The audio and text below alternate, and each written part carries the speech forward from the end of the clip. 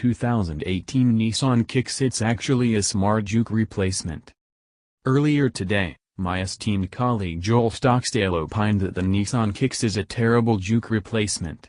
That, too, was my first reaction. Actually, my literal first reaction was, oh dear. But, after getting a good, long look at it today, I'm going to have to disagree. I actually think it's a smart Juke replacement. Now, for starters, I will agree that its 125 horsepower engine is weak sauce. Not compared to the Juke, but in a segment filled with decidedly weak sauce engines. I can't imagine the Kicks will be anything other than doggedly slow. Beyond that, though, I think the Kicks makes sense. Sure, it's not as wild looking as the Juke, but then the Juke was hideous. I've heard it grew on people, but that's never a ringing endorsement.